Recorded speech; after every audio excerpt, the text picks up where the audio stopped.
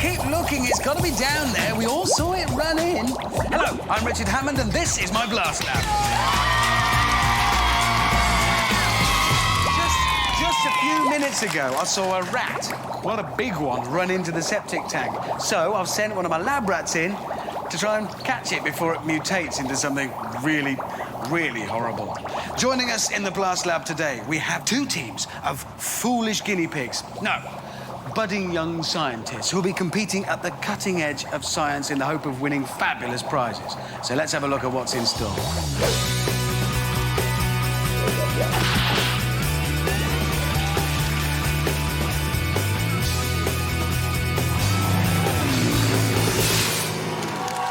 Now, normally, this high-tech, top-secret lab is guarded by a team of crack SAS men. But, you see, tomorrow is the day the new Penelope the Pretty Pink Pixie Princess comes out, and, well, they've all gone to queue outside their local bookstore overnight to get the first copies. So I've replaced them with a woman who queues for nothing, apart from a pension and stamps. She is my Ninja Nan!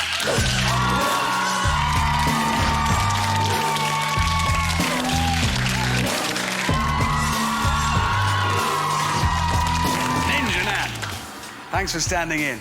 Yeah, I know she looks fragile, but she is a fully trained ninja. Yeah, you see? Nan, can you go and get settled in to security, please? Nan, turn it up. Thank you. Can you go and get settled in to security? Thank you. There she goes. See?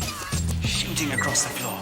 She's so hard, she can chop diamonds in half with her hand. She's even more dangerous if she takes her mittens off. Nearly there. Be patient. Ninja Nan, have you settled in yet to security? There she goes. Oh, the mints. Now, they're not just ordinary mints, they're only for ninjas. They are extra, extra, extra, extra, extra strong mints. I tried one once. I got third-degree mint burns. Very strong, only for her. Right, let's meet the people who are trying to get into my lab today.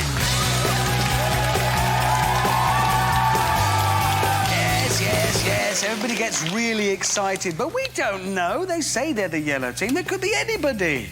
We can't let just anybody in my top secret lab. So, I've got some security checks here to carry out. Identify yourselves by names, please. You are? Lucy, Laura, Johnny! Lucy, Laura, Johnny. Yeah, that checks out. Now, in your security file here for the real yellow team, if you are the real yellow team, it says hidden talent. Who's doing what for us? I'm going to do a headstand. That's what it says here, so if you can do that, I'll let you in. I reckon hold it for 5 seconds and we'll call it a proper headstand. Can you do that? Yep. OK, good luck, Johnny. Right, audience, we'll can. OK, he's up. Right. 5, 4, 3, 2, 1. Yep, that's all right. You are the yellow team. You can come through security into blast lab. Oh, I'm sorry, yellows. You can't be too sure, you see. We can't let just anybody in here. It's top secret.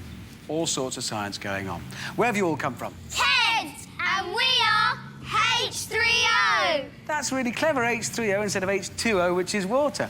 But pointless. You're the yellow team, and that's that. Welcome to Blast Lab.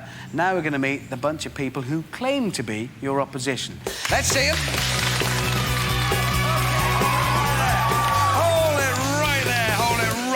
We can't just let you in because you say you're the red team. Let's make sure. Identify yourselves by names and I'll check. You are? Katie, Alex, Sean. Katie, Alex and Sean. Yep, it says so here.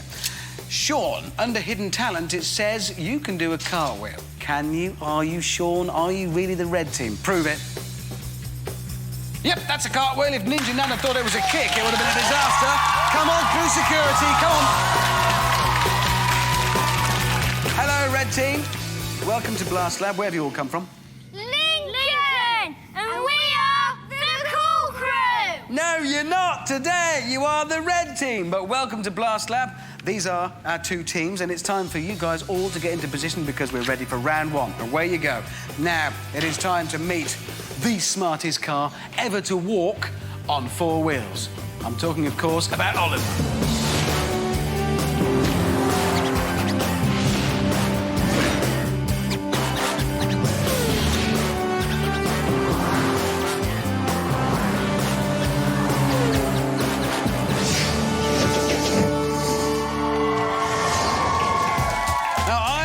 Fitted Oliver with the very latest state-of-the-art FactNav system.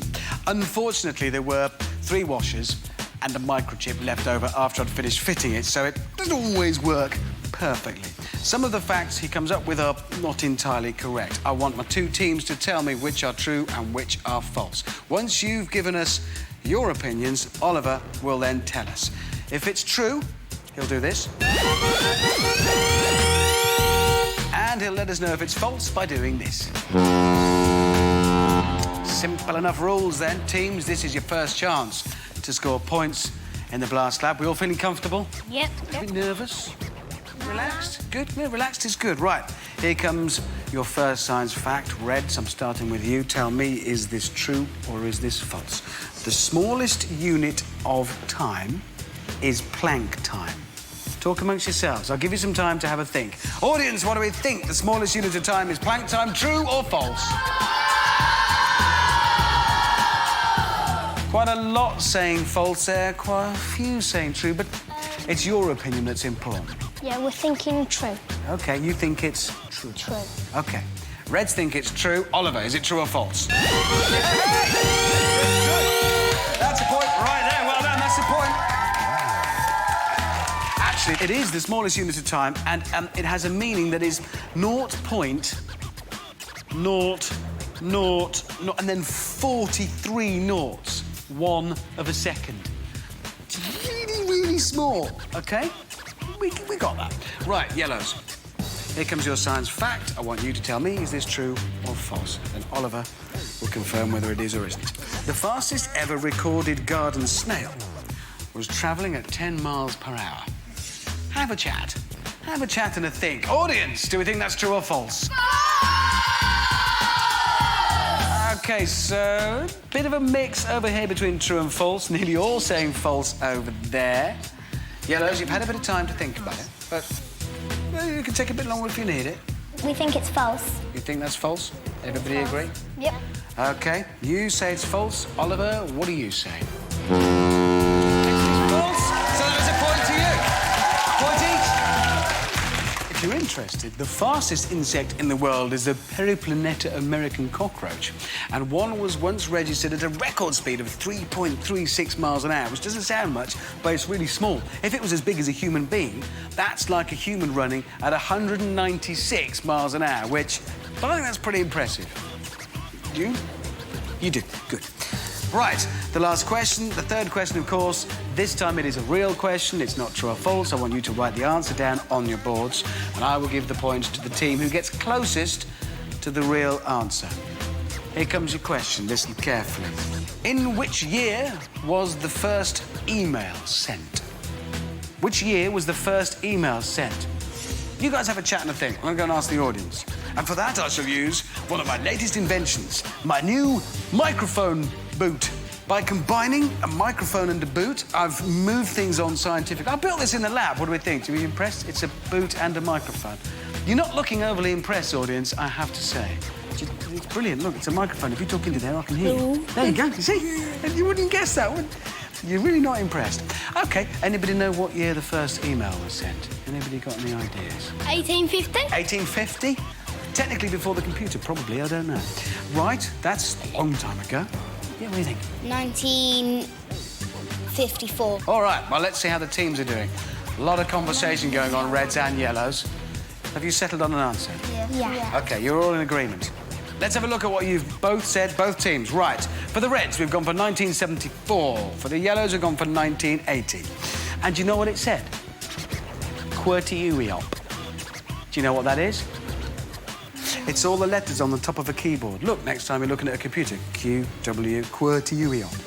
I mean, you send the first email and that's what you send? Hello, it's working? No, QWERTY op. You're getting cross with me messing about and not getting the answer, aren't you? The actual answer is 1971, so the point goes to the red team. Very close indeed. Well indeed.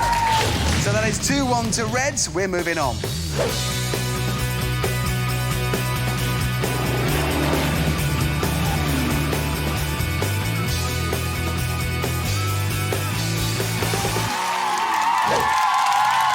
OK, it's time to move on to mini science. And oh, no, I know what's happened. The water wheel that supplies the power for the lab has stopped.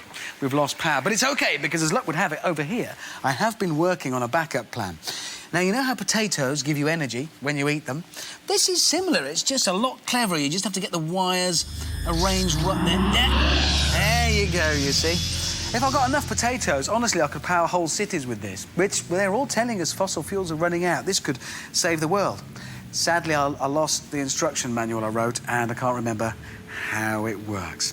Never mind, let's press on with mini science. This is the round where our teams use usual household objects to conduct very unusual scientific experiments. And to do this, we need the help of someone very special. She has the brain of a 65-year-old, the face of a 10-year-old, and the arms of a bear. Not attached to her, they're just something she's been using in an experiment she's been doing.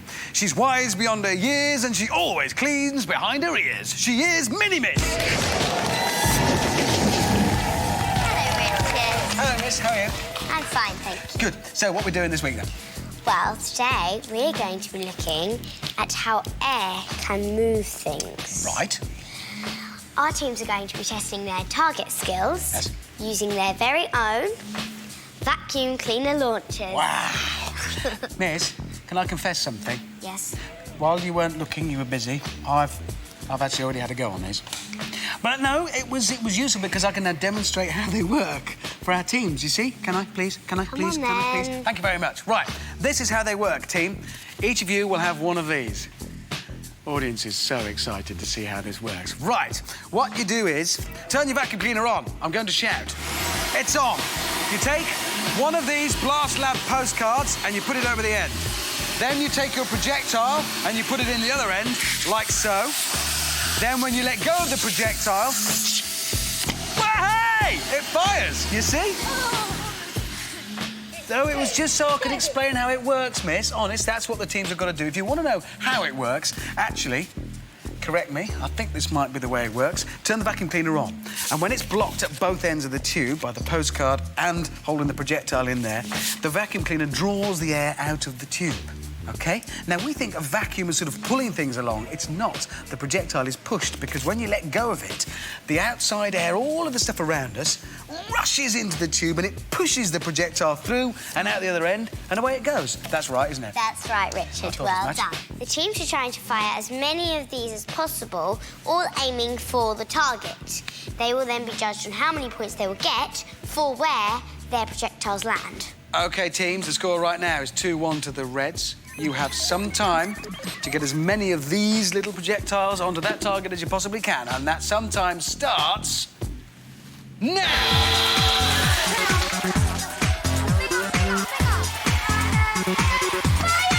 So the Reds are first off the mark. Some sharp shooting coupled with some enthusiastic, if a little scary, instructions helping them into the lead.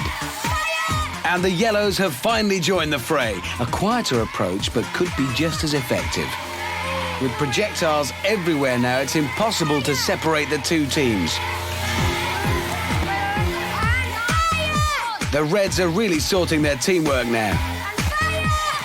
They've got a loader, an aimer and a firer. Same for the Yellows.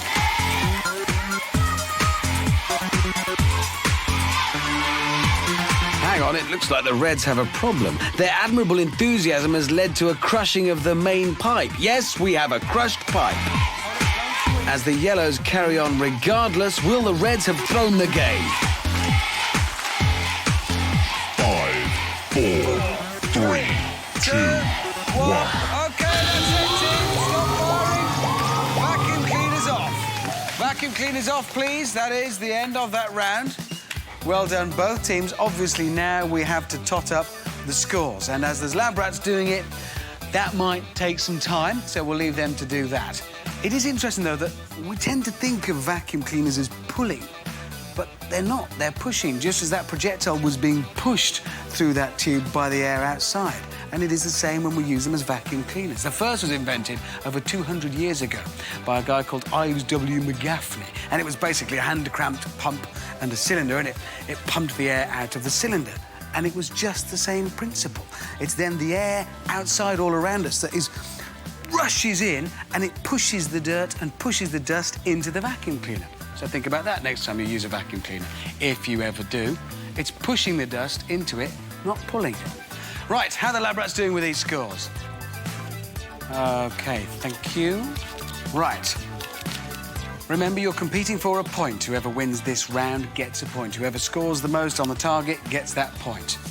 The scores are thus. Yellow team scored 8.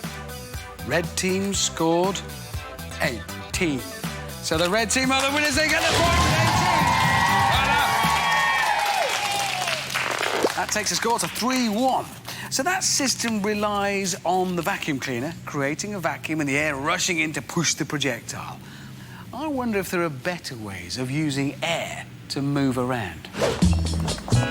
This lab rat is trying to get an urgent message to his mum to say he won't be home for tea because he's got to stay behind to wipe Oliver's tailpipe clean.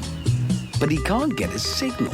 So, with the help of some historical message-carrying methods, we'll find the quickest way to get that message to his mum. Let's meet the 3 competitors who will each be using air to move around, but in 3 different ways. First, from ancient Greek legend, the messenger of the gods, Mercury. He's thousands of years old and immortal. Or is he a lab rat sprayed silver? Lab rats are always doing things like this. I know you would never do something so stupid. Next, the rocket, used in the 14th century to blast messages along fixed wires towards their intended recipients, who often suffered fatal injuries when the rocket arrived without warning. Lastly, airmail. Aeroplanes have been transporting mail around the world since the early 20th century and are still in use today. People breathe in air and use it in chemical reactions which power their muscles to move them around. Rockets need air to burn their fuel. When burnt, this fuel produces hot gases which rush out backwards, launching the rocket forwards. Old-fashioned planes use propellers to create spinning air, pulling the aircraft through the sky. 3 different ways of using air, 3 different ways of sending a message, but only one can be crowned the fastest at carrying a message from a lab rat to his mum saying he won't make tea. OK, let's hold that experiment right there because there's another point in this. Score right now is 3-1. There's another point here. If you can tell me correctly who wins the race. So we've got the Spitfire fighter plane, the rocket, or a lab rat dressed as Mercury.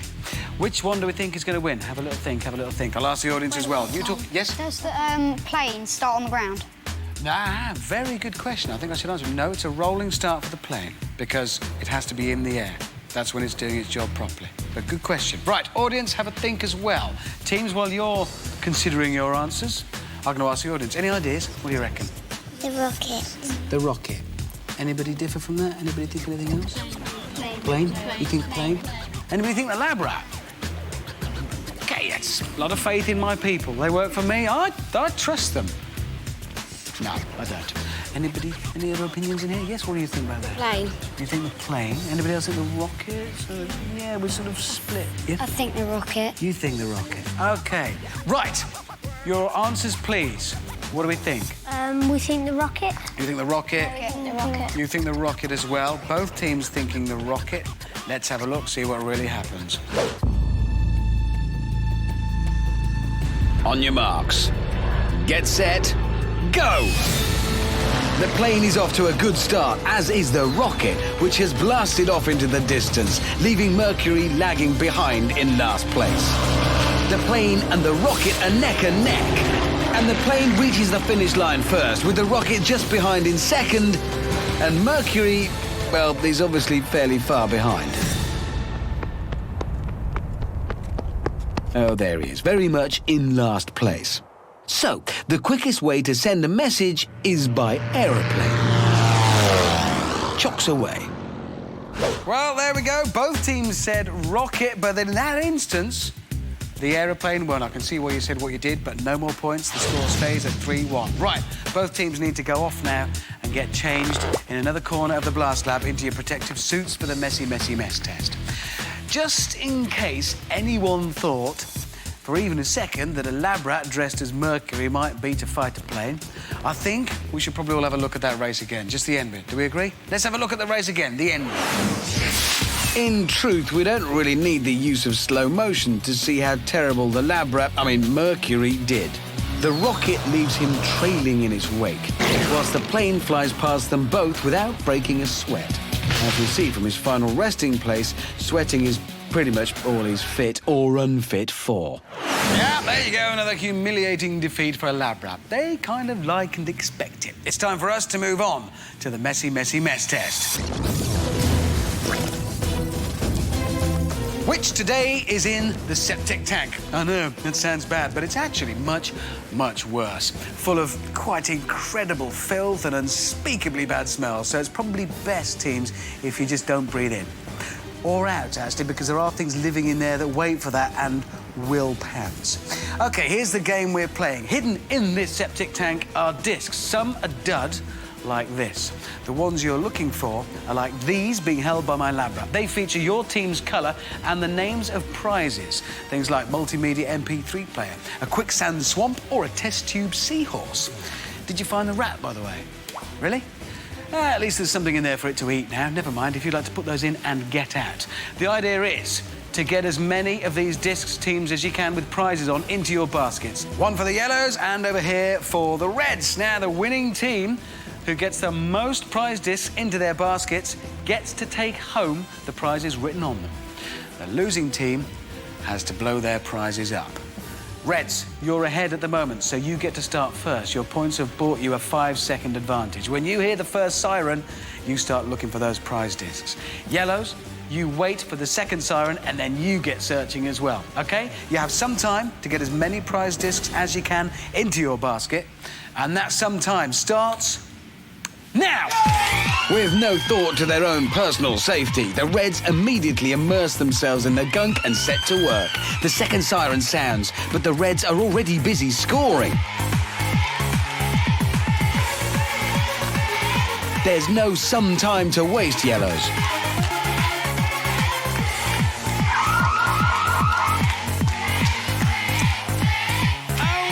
Would you believe it? I forgot to warn them again that every now and again, more of that foul, stinking mess spews out of those pipes and into the tank.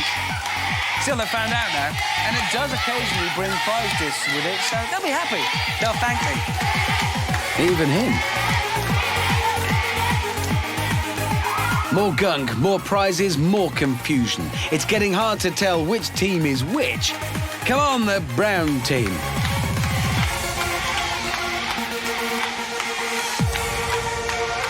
The Reds' basket is literally dripping with prize discs now.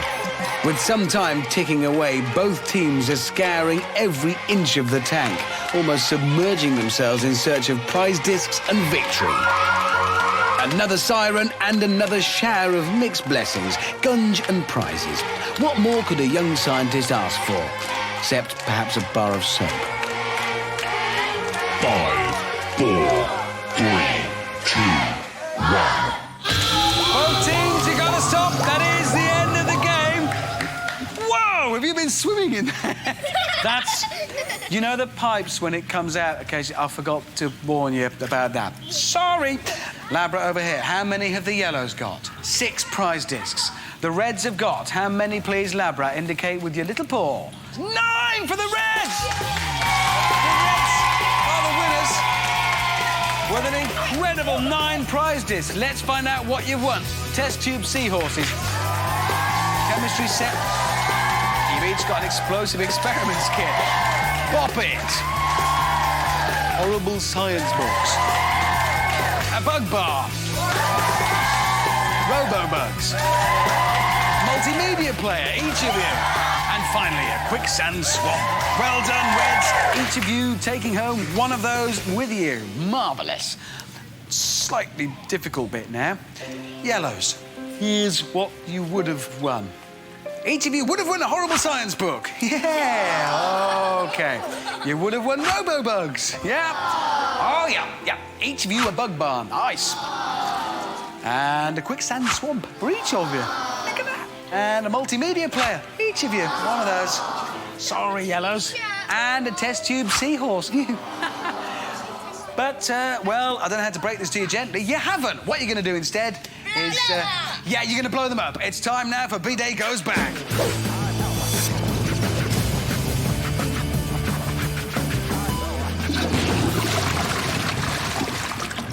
Well, it is that sombre, scientific moment once again, where one team, today it's the Reds, stand there behind a massive pile of prizes. You happy with that lot, guys? Yeah. Oh, well done. And the other team stand there ready to blow their prizes up. You're right, yellows. Yep. How you feeling? Yeah, I'm not brilliant. I understand that. What went wrong in the game? Well, we kept on picking up the red ones, and I think the red team saw them, so... It happens. Nothing you can do. It was really hard to find them. So you kept finding red ones instead of yellow. I think that's probably quite annoying, I should imagine, yeah. And it would have been better if we picked up points earlier in the game so we could have had that head start. That's what those points do. They earn you that head start in the tank. Oh, well, yellows, I'm really sorry. You've got to blow your prizes up. No way of breaking that to you gently. Who's going to do the dirty deed and hit the plunger? Well, we all are. Share the blame. I think that's probably the best. Well, the thing is, you see, I just love explosions. And I really hate B-Days. So when I'm looking for somewhere to blow stuff up, I always turn to my B-Day. And here it is. Already got your prizes in there, ready to blow up.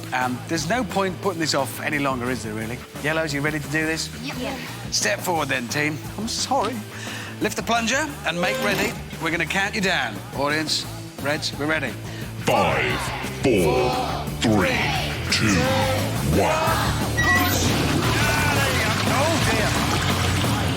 Well, today we've learnt a lot about the power of air. Our projectiles were all over the place. Our outdoor experiment was completely up in the air, and we totally blew it with our vacuum cleaners. So a good day, all in all.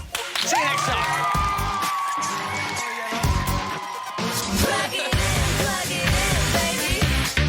Blast Lab was recorded before a live studio audience. No lab rat was harmed during the filming.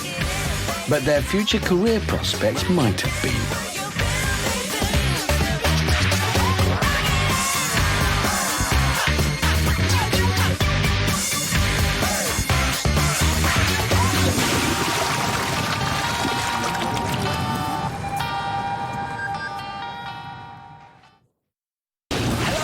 To my Blast Lab. Picture the scene.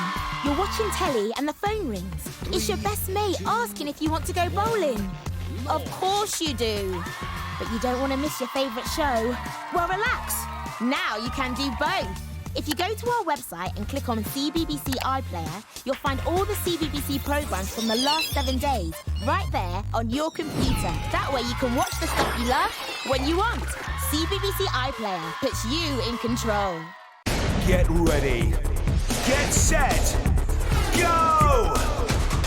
10 funny musicians, 2 top DJs, and some celebrity friends. Remix, reversion, and reinvent famous pieces of music in the race for the main stage at a major music festival.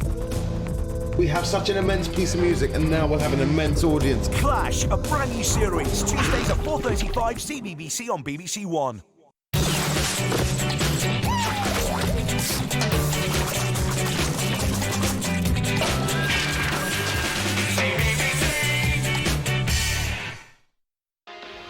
Nice hot